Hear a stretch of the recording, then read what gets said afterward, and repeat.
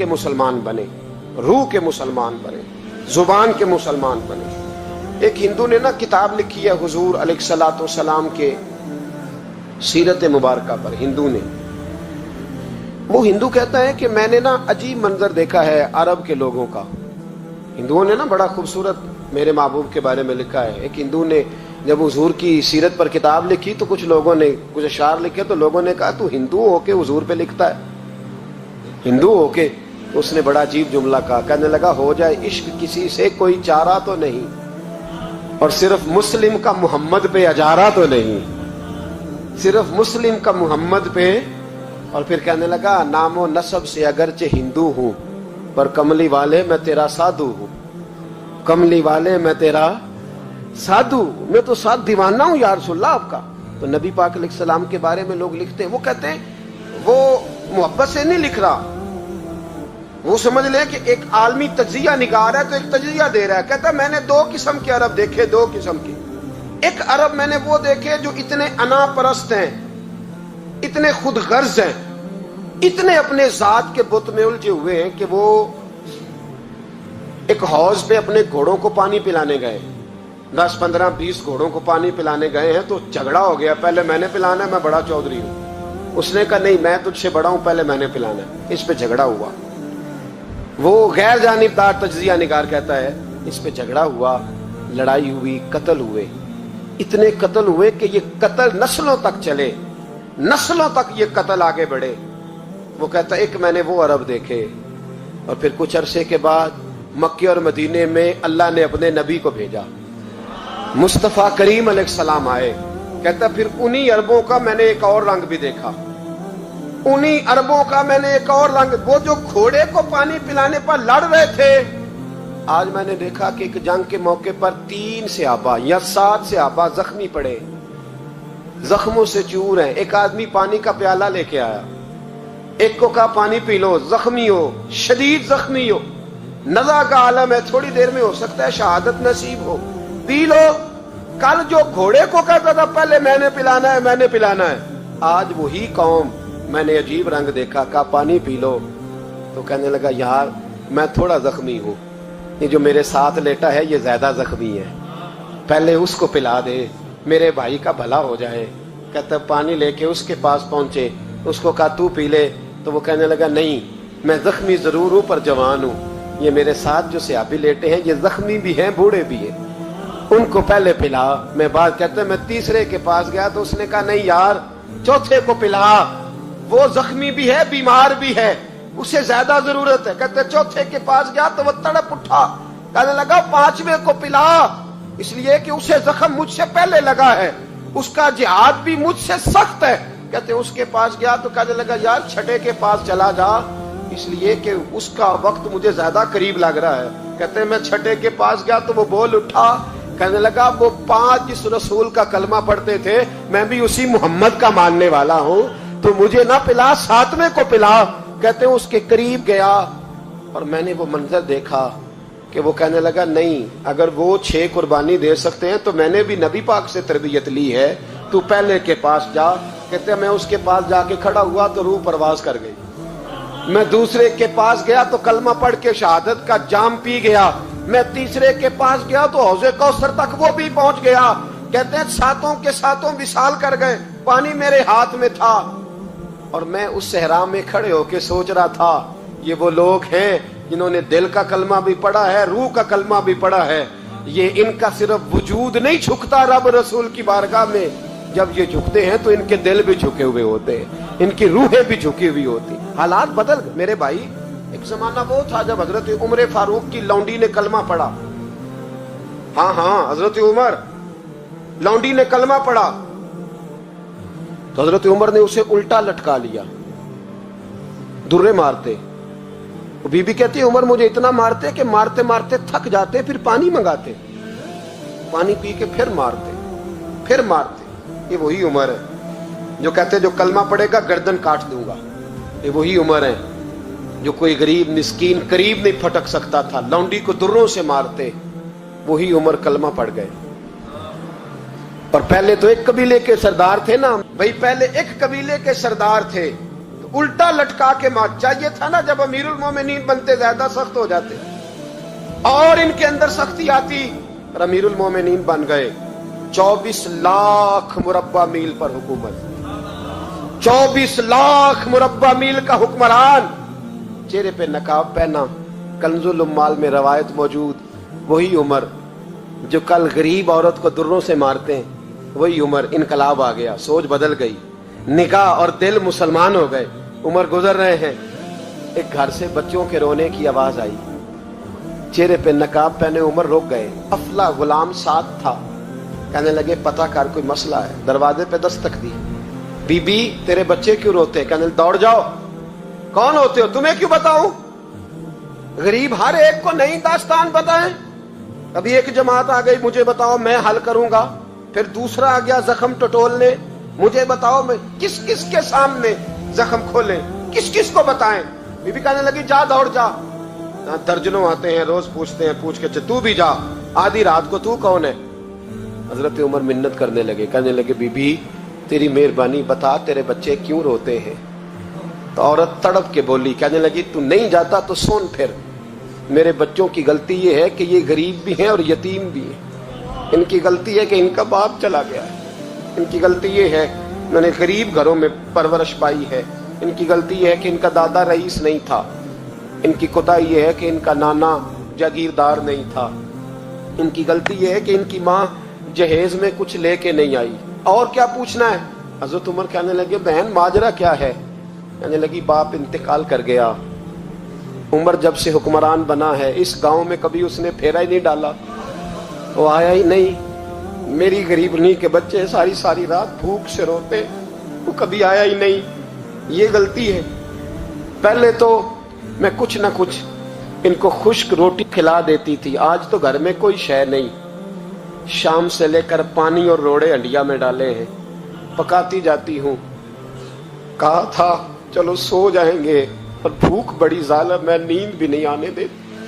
सब रोगां दा रोग मोहम्मद, जिसदा नाम गरीबी, कंड वला के लंघ जाते नी दोस्त यार करीबी। कब भूख बड़ी जालिम है, पेट भूखा हो तो ये भी नहीं आती। सोचती थी सोच, अब तहज्जुद का वक्त है पर सोते नहीं। अब बताओ मैं क्या करूं? उमर तो 24 लाख मुरब्बा मील का हुक्मरान है, इस कच्ची बस्ती में कैसे फेरा डालेगा? हजरत उमर दौड़े गए। 60 साल उमर, कंधे पे अनाज का थैला रखा, कंधे पे। गुलाम कहते हुजूर मुझे दे दे। फरमाया बता कयामत में भी मेरा बोझ उठाएगा? हजरत उमर लाए। फिर उमर ने उस बीबी के घर में चिराग रोशन किया। फिर बूढ़े उमर कहते मेरी बेटियां थी, मेरी बीवियां थी, मैंने खाना कभी नहीं पकाया था। मैंने उस बीबी से कहा बहन तू बैठ जा, तो बैठ गई। उमर कहते मैंने आग जलाई। आपके गुलाम कहते हैं जब उमर आग में फूंके मारते थे तो उनकी दाढ़ी से धुआं निकलता था। उमर ने आग जलाई। फिर फारूक कहते मैंने कभी रोटी नहीं पकाई थी, पर आज मैंने आटा भी गूंदा। 24 लाख मुरब्बा मील का हुक्मरान। और भाई जब तेरा दिल और नजर मुसलमान होती है तो फिर तू झूठे दावे नहीं करता, फिर दीन तेरे लफ्जों में, जुमलों में, तकरीरों में नहीं रहता। हजरत सैयदना उमर फारूक रज़ी अल्लाह ताला अन्हु आटा गूंथते, दाढ़ी सारी आटे से भर गई। फिर उमर फारूक रोटियां पकाते तो हाथ जलते। फिर सालन पकाया, फिर उमर ने दस्तरखान बिछाया। फिर वो छोटे छोटे बच्चों का उमर ने मुंह धुलाया। फिर फारूक आदम रोटी के लुक़्मे उनके मुंह में डालते और रोते, कहते बेटो उमर को पता नहीं चला कि तुम भूखे थे। बेटियों उमर को खबर नहीं थी, उमर से नाराज तो नहीं हो? छोटे छोटे बच्चे कहते हमें तो पता भी नहीं उमर कौन है, आप क्या बात। फिर उनको उमर फारूक ने खिलाया। फिर फारूक आजम शहर में बैठ गए, उनको हंसाते रहे। गुलाम कहते हुजूर अब क्या करते हो? फरमाया जो मेरी वजह से रोए थे उन्हें खुश ना करूं। फिर उस बीबी की तरफ मुतवज्जे हुए, कहने लगे अगर उमर नहीं आया तो आप ही खबर कर देती। तो बीबी कहने लगी ड्यूटी उमर की है खबर लेने की, मेरी नहीं है कि मैं जाके बताऊं। मैं क्यों बताऊं? हजरत उमर कहने लगे चल उमर को माफ कर दे। कहने लगी उसे क्या माफ करना है, मैं तो दुआ करती हूँ अल्लाह उसे हटा दे और आपको बना दे। मेरी दुआ है कि वो चला जाए आप आ जाएं। फरमाया अगर मैं बन जाऊं तो उमर को माफ कर दोगी? कहा हाँ कर दूंगी। हजरत उमर ने चेहरे से नकाब उतारा।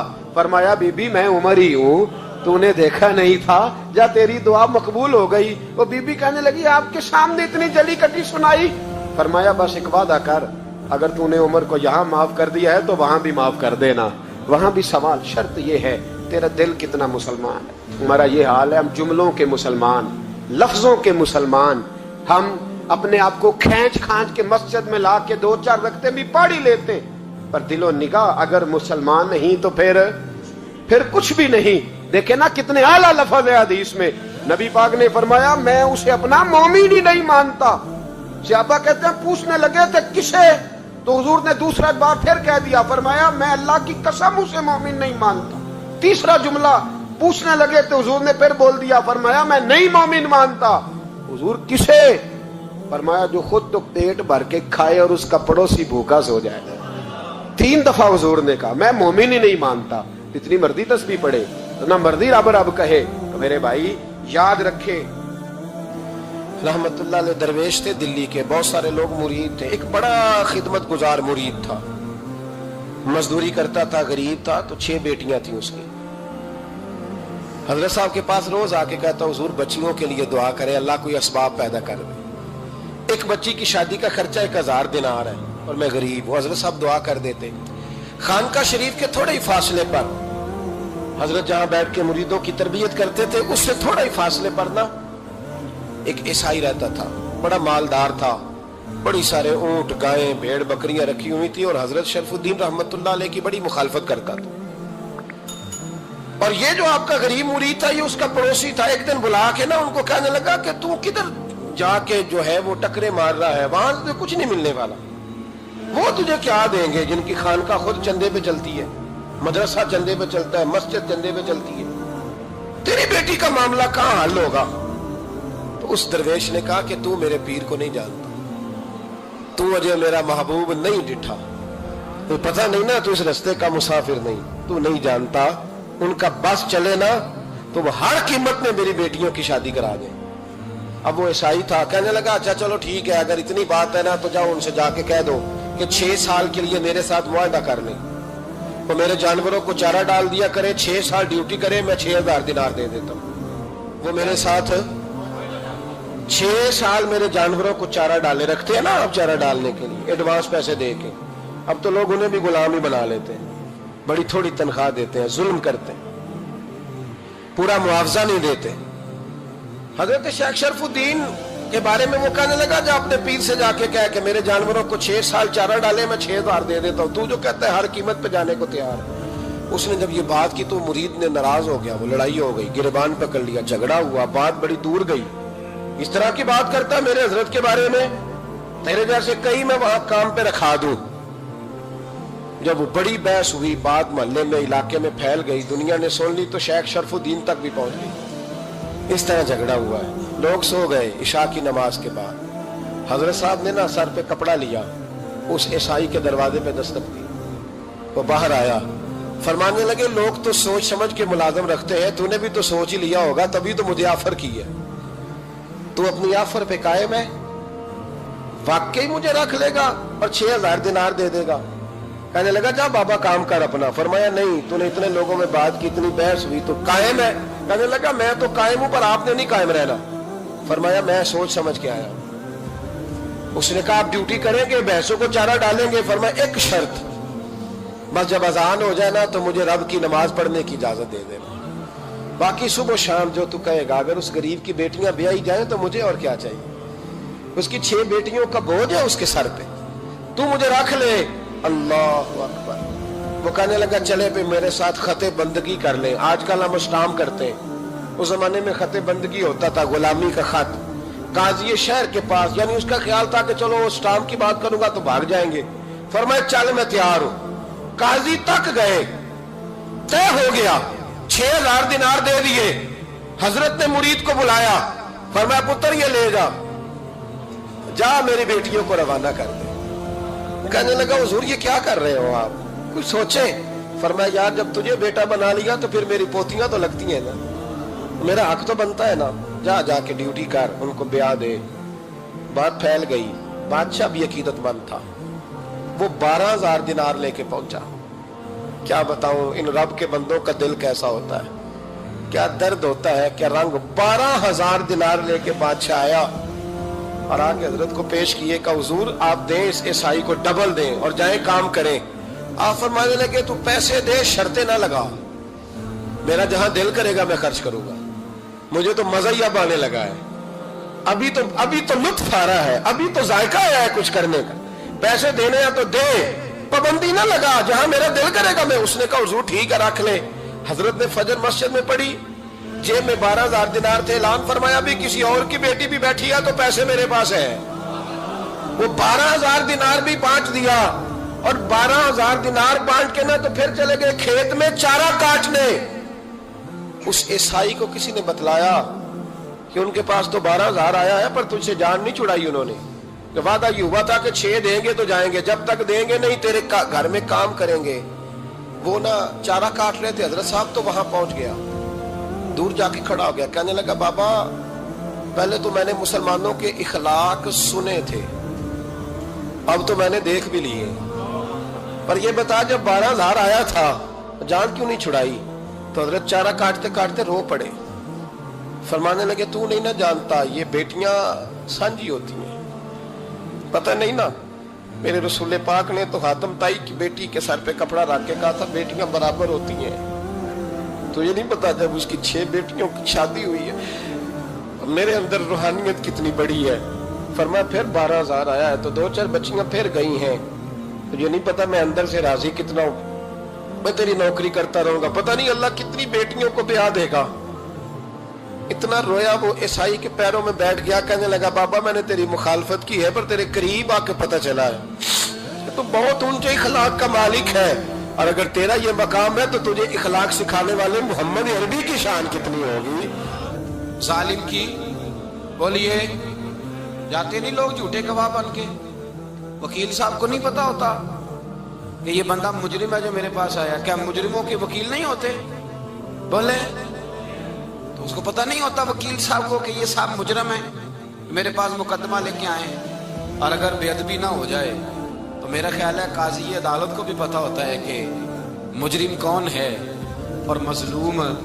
میرے نبی پاک صلی اللہ علیہ وسلم نے اس قدر زیادہ سختی فرمائی اس مسئلے میں. فرمایا جس کو پتا تھا کہ فلاں آدمی ظالم ہے، ظلم کر رہا، پھر وہ ظالم کا گواہ بنا یا اس نے ظالم کی مدد کی، کتنی کی؟ شارحین لکھتے ہیں چاہے اس نے ایک جملہ بول کے کی، چاہے ایک، سارے بولیے، چاہے ایک غریب کو اس نے ظلم کیا تو کہتے ہیں علاج یہ سی، چاہے ایک جملہ بول کے کی. شارحین اس حدیث کی شرح میں لکھتے ہیں ایک جملہ بول کے چاہے مدد کی.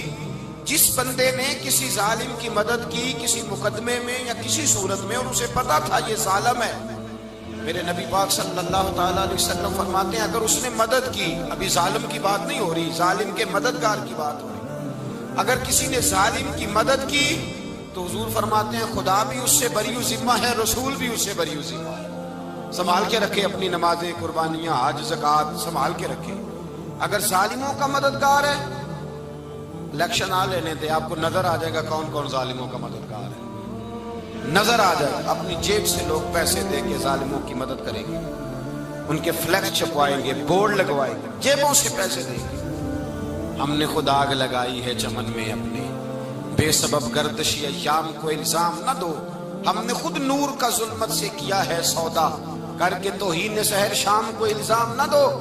ظالموں کے مددگار میدان میں آ گئے، یہ چھوٹا لفظ نہیں. میرے حبیب پاک صلی اللہ علیہ وسلم نے فرمایا جو ظالم کا مددگار ہے سن لے جو سجن کے ساتھ کچہری جاتا ہے، وہ یاد رکھے جو دوست کا گواہ بنتا ہے، وہ یاد رکھے جو کہتا ہے میں مانگی گیا تھا، مجھے بلایا گیا تھا قبضہ چھڑانے کے لیے کسی غریب بیوہ کی جائیداد پہ، کب وہ سن لے تو مدد کر کے نہیں آیا، تو خدا کے ذمے سے نکل گیا.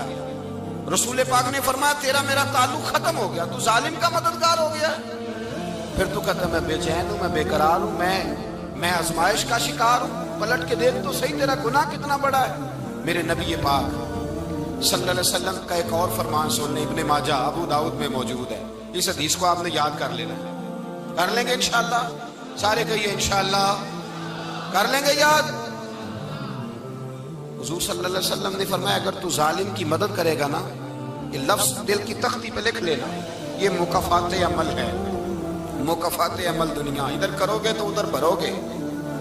فرمایا اگر تو کسی ظالم کی مدد کرے گا، سن لے حضور کا فرمان ہے، اگر تو ابن ماجہ ابو داؤد صحاح میں موجود ہے، فرمایا اگر تو کسی ظالم کی مدد کرے گا تو رب تعالیٰ مرنے سے پہلے پہلے تیرے اوپر بھی ظالم کو مسلط کر دے گا، تیرے اوپر بھی ایک دفعہ ظلم ضرور ہوگا اگر تو ظالم کی، وہ کسی صورت میں بھی ہو سکتا ہے، کسی صورت میں تیرا بیٹا ہی اٹھ کے ظلم کر دے گا، تو الجھ جائے گا، کسی نہ کسی جگہ تیرے لیے تباہی کا سامان ہوگا، تیرے اوپر ظلم ہوگا، اس لیے کہ تو ظالموں کا مددگار ہے۔ چاہیے یہ تھا کہ تو مظلوم کی مدد کرتا، انسانی ایمانی یقین کا فریضہ سر انجام دیتا، تو ظالموں کا مددگار ہو گیا۔ ٹٹول کے دیکھ لیں، رزلٹ نکال کے دیکھ لیں، ہمارے زمانے میں ظالموں کے مددگار زیادہ ہیں، اتنی لمبی زبانیں نکال کے ظالموں کی مدد کرتے ہیں، بڑے بڑے کالم نویس اللہ نے انہیں قدرت دی لکھنے کی، تو اپنا قلم ظالموں کی مدد میں خرچ کرتے ہیں۔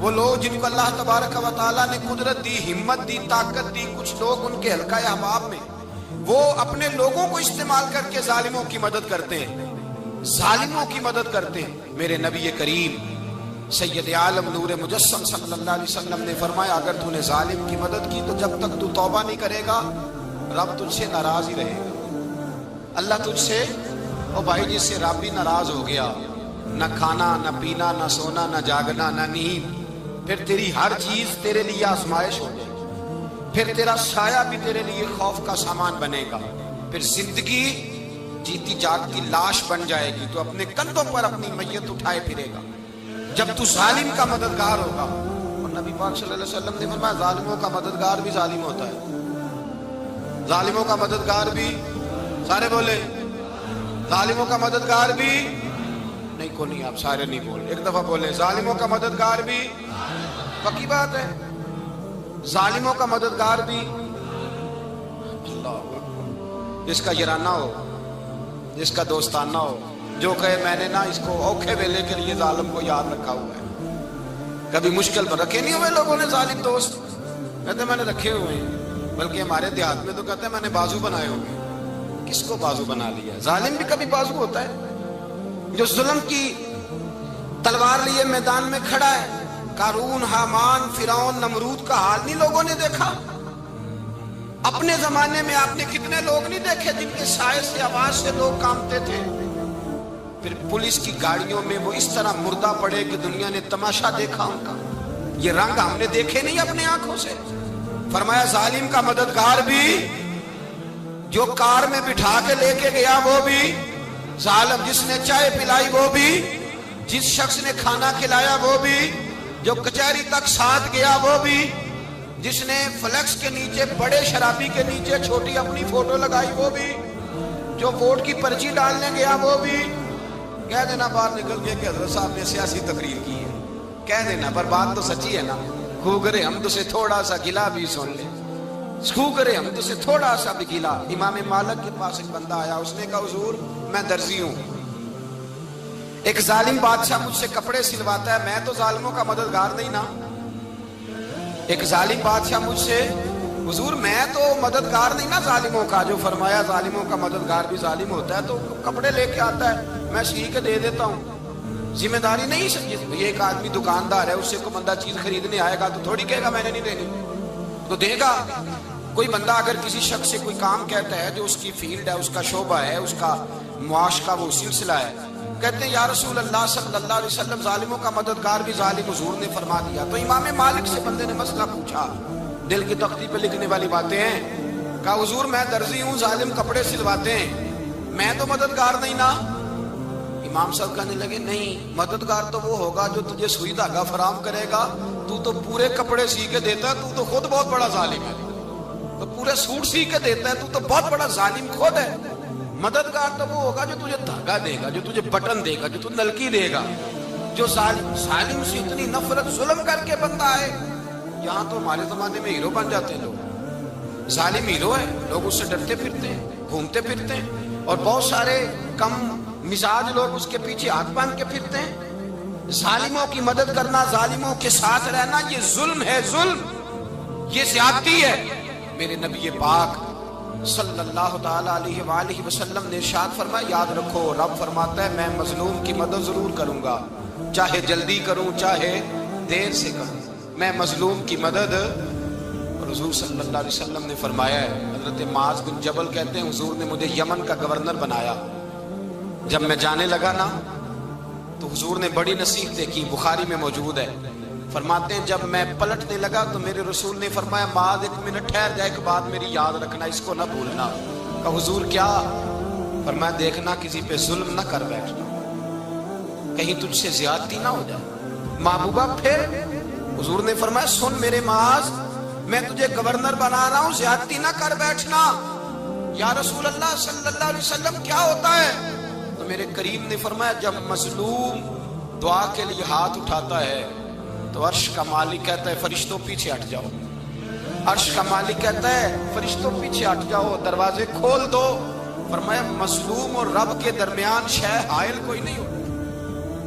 مولا رومی رحمت اللہ علیہ فرماتے ایک دن نا شیر نے، کہتے شیر نے ایک دن نا ریچھ کو ساتھ لے لیا اور ساتھ لے لیا لومڑی کو، اس نے کہا اور شکار کرنے چلے، چلو جی، شیر کی مہربانی ساتھ لے لیا ہے، حالانکہ اس کو کسی کی مدد کی ضرورت ہے، وہ تو بادشاہ ہے، بادشاہ سلامت نے ساتھ لے لیا، شکار کیا 3 چیزوں کا، ایک شکار کیا خرگوش، ایک ہرن، ایک گائے۔ اب وہ شکار کر کے واپس آئے تو جو ریچھ تھا نا ذرا اکڑ اکڑ کے چلنے لگا کہ بادشاہ کے ساتھ میں بھی تھا، یعنی شکار میں میرا بھی حصہ، اور شیر بھی سمجھ گیا بات کو کہ اس کا دماغ خراب ہو رہا ہے، حالانکہ میں نے تو ویسے ہی ساتھ لیا۔ وہ ریچھ صاحب بھی نا تگڑے ہو گئے، انہوں نے کہا اوہو میں ساتھ ہی تھا کہ اب بادشاہ نے تو ویسے ساتھ لیا تھا کہ چلو 2-4 آدمی مل کے۔ تو وہ پیر وارث شاہ صاحب رحمت اللہ تعالیٰ علیہ سے کسی نے کہا کہ آپ کے جو شیخ ہیں، آپ کے مرشد ہیں، آپ کو بلا بلا کے مشورے لیتے ہیں، کام لیتے ہیں، تو آپ تو بڑے خوش نصیب ہیں۔ تو انہوں نے کہا ہیر ہس بولے تے وہ دی مہربانی، ورنہ رانجے تے لاڈ ہی لڈاونے نے۔ انہوں نے کہا ٹھیک ہے اگر اس نے مہربانی کر دی ہے تو اس میں میرا نہیں، ان کی نظر شفقت ہے، ہیر ہس بولے تے وہ دی مہربانی، انہوں نے مہربانی فرمائی ہے تو بڑی کرم نوازی ہے، ورنہ من آنم کے من دانم، جو میں ہوں اس کا مجھے پتا تو ہے ہی نا، تو میں اس میں اپنے آپ کو اتنا بڑا نہیں سمجھ۔ اس نے نا شیر نے بھانپ لیا، اس نے کہا کہ اس کے ذہن کے اندر بات آ رہی ہے کہ شاید میں کو بلا ہوں، تبھی تو مجھے سپیشل بادشاہ نے کہا کہ چاہے میرے ساتھ شکار کرنے میں، ہے کوئی میرے اندر بات۔ اللہ اکبر۔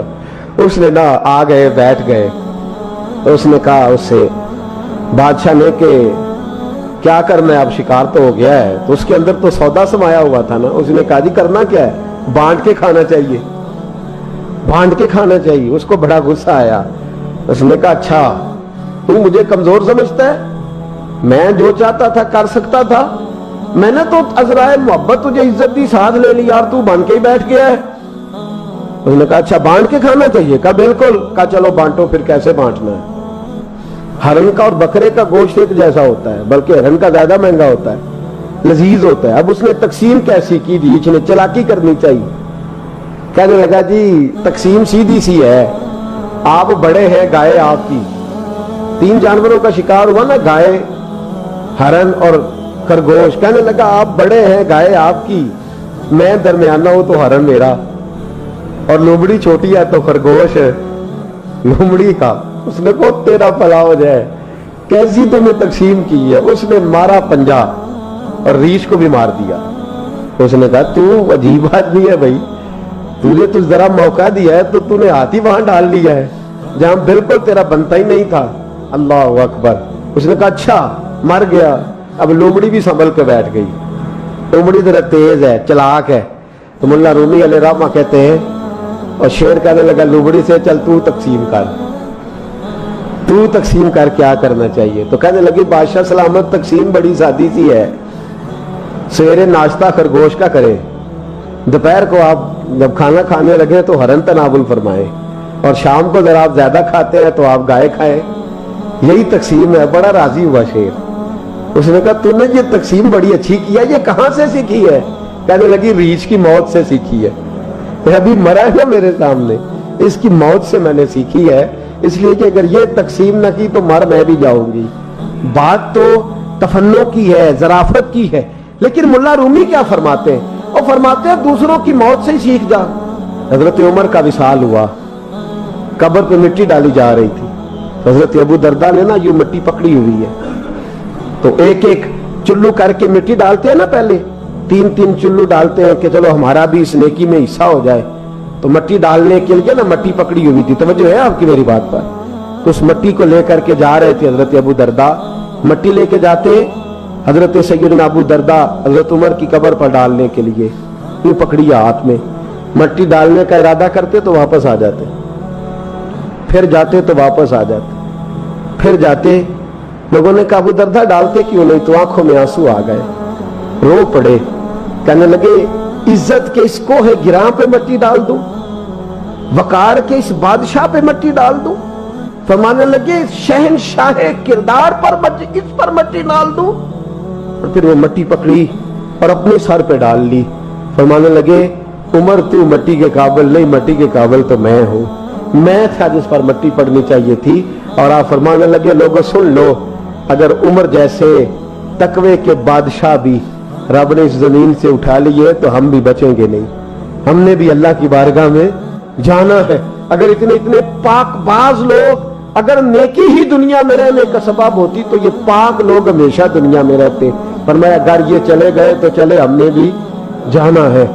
हजरत खजर अलैहिस्सलाम आए, कहने लगे हुजूर, शेख अब्दुल कादिर जिलानी से कहने लगे आप दुआ न करें, मैं पैगाम लेके आया हूँ, इसके नसीब में ही औलाद नहीं, न करें दुआ, ने कर दी पर यहाँ तो है ही नहीं। तो ये लाडले हैं ना रब रसूल के, अल्लाह रसूल को मना लेते हैं। तो गौसे पाक कहने लगे अच्छा नहीं इसके नसीब में दुआ, चलो ठीक है, औलाद कोई नहीं, कोई नहीं। फिर हाथ उठाए, कहे अल्लाह तुझे पता था ना कि ये मेरी तरफ आ रही है, और अल्लाह तुझे इल्म था ना मेरे दरवाजे तक आ गई है, और मालिक तुझे पता था ना दुआ का कहेगी और मैं दुआ करूंगा, तू जानता था ना। अच्छा अच्छा मैं समझ गया। अब ये लोगों से जाके कहेगी मैं अब्दुल कादिर तक भी हुआ यूं पर मेरा काम नहीं बना, मिला कुछ नहीं, ये कहे और 2 आंसू शेख अब्दुल कादिर जिलानी गौस पाक, अल्लाह अच्छा ठीक है, कहेगी ना मैं हुआ यूं, ठीक है कोई अर्ज नहीं। लफ्ज कहे हुजूर गौसे पाक ने तो जनाब खिजर वहीं खड़े खड़े कहने लगे अब्दुल कादिर तेरे भी कुर्बान जाऊं और तेरे रब के तेरे साथ प्यार के भी कुर्बान जाऊं। रब फरमाता है बोलिए कितने बेटे चाहिए बीबी को, आप कीजिए बात। तो गौस पाक फरमाने लगे चूंकि मेरे घर आई है तो रब से फरमाए 7 बेटे तो अता कर देना।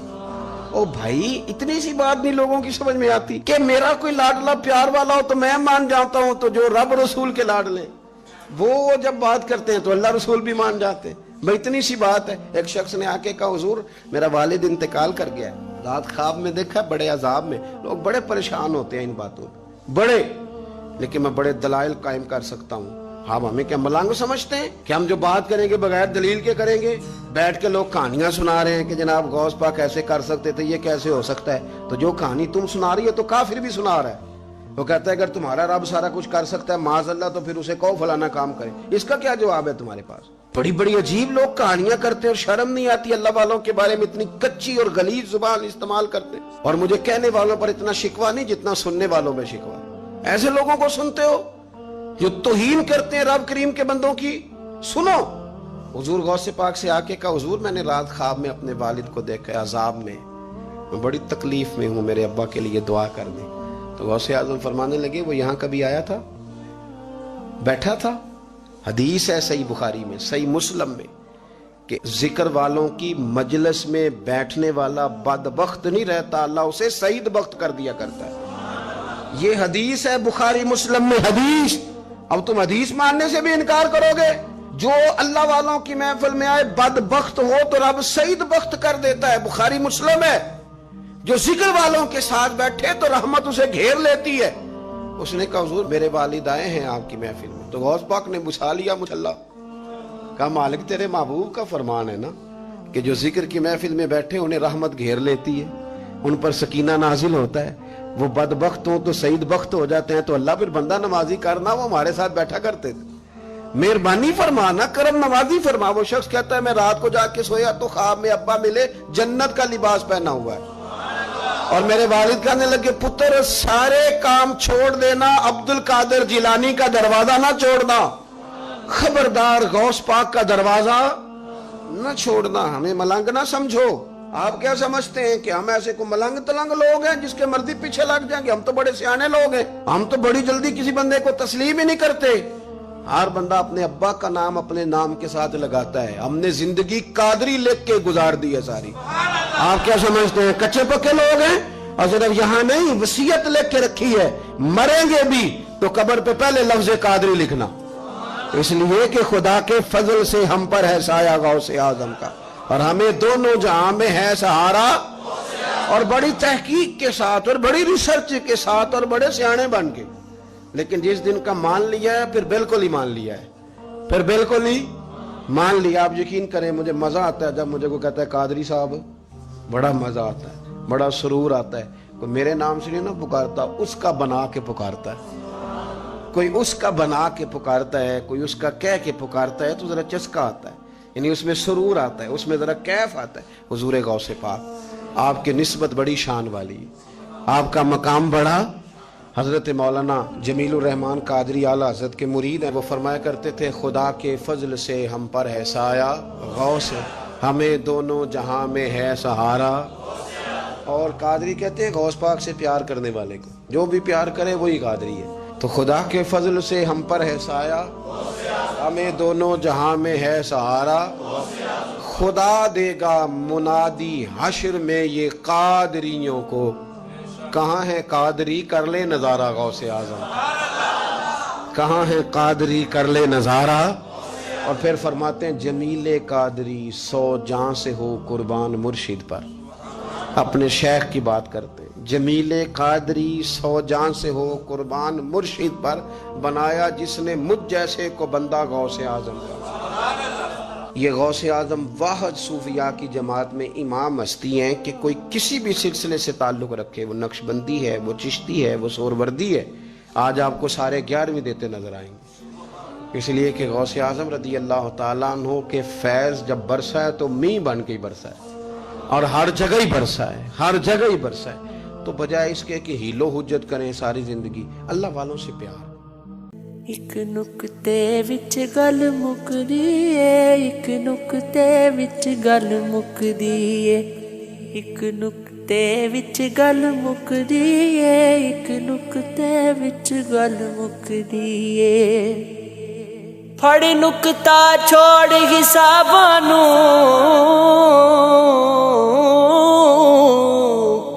پھڑ نقطہ چھوڑ حساباں نوں، پھڑ نقطہ چھوڑ حساباں نوں، ایک نقطے وچ گل مکدی ہے، ایک نقطے وچ گل مکدی ہے۔ تو الف دا نقطہ بندیا تو، ایویں مٹی دے وچ لکیا تو،